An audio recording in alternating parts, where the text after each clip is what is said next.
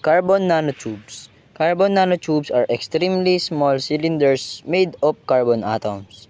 They are very strong, lightweight, and excellent conductors of electricity and heat. They are used in electronics, sport equipment, coating, and reinforced materials. Their limitations include difficult large-scale production, uneven quality, and possible health risks if particles are inhaled. They address the problem of needing stronger materials and smaller, faster electronics components. Dahil sa carbon nanotubes, naging mas matibay at mas magaan ang ilang materyales at nagkaroon din ng potensyal sa mas maliit at mas mabilis na electronic parts. Binago nito ang disenyo ng materyales mula sa karaniwang malalaking bahagi tungo sa high-performance nanoscale reinforcement. Nanowire and nanotube biosensors. These sensors use tiny wires or tubes to detect biomolecules like proteins, DNA, or viruses. When a target molecule binds to the sensor surface, it changes the electrical signal, allowing fast and sensitive detection. Their limitations include interference from other substances in real samples and the need for very careful surface preparation. They solve the problem of delayed or invasive medical testing by enabling faster point-of-care diagnostics. Nanowire at nanotube biosensors. Naging mas mabilis ang pagtukoy sa biomolecules tulad ng proteins at DNA dahil nakapagbibigay ang sensors ng electrical signals sa mismong binding event. Binago nito ang diagnosis mula sa mas matagal na testing tungo sa mabilis at posibleng real-time na pagsusuri. Nanocoatings. Nanocoatings are ultra-thin surface layer made with nanoscale structures. They can make surface water repellent, scratch resistant, anti-reflective, self-cleaning, or antimicrobial.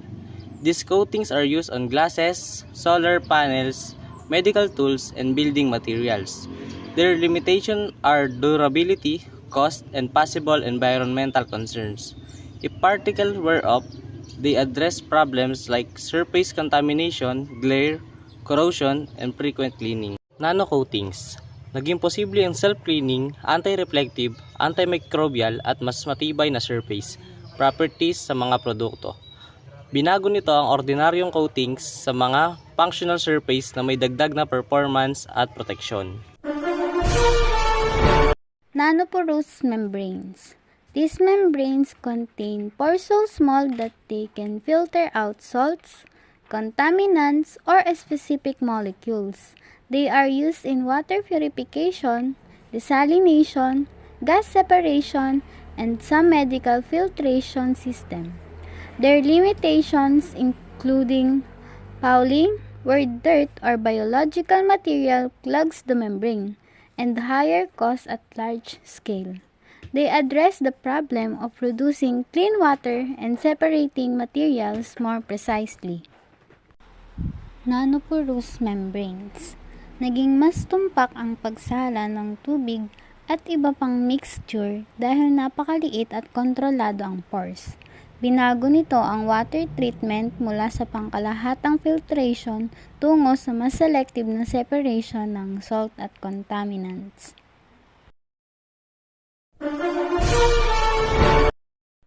Nanostructured battery materials. These are battery materials designed with nanoscale features to improve energy storage.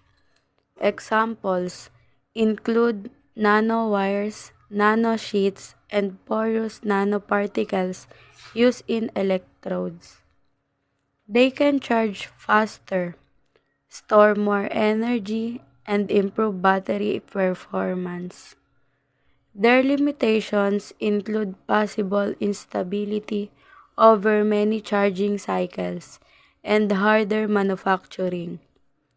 They address the problem of slow charging, low capacity, or short-lived batteries. Nanostructured battery materials. Naging mas mabilis mag-charge at mas mataas ang energy performance ng ilang batteries dahil sa nanoscale electrode design. Binago nito ang battery development mula sa limitadong charge capacity patungo sa mas advanced na energy storage systems.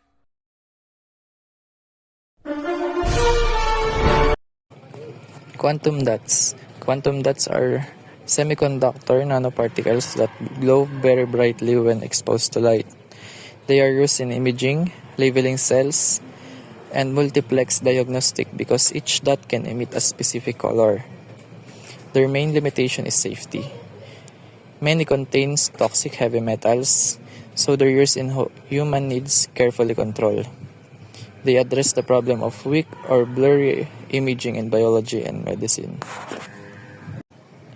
Quantum dots. Naging mas malinaw at mas makulay ang imaging sa biology at medisina dahil sa maliwanag na tunable na fluorescence ng quantum dots. Binago nito ang medical imaging sa paraang mas madaling makikita ang maliliit na estruktura ng cell level details.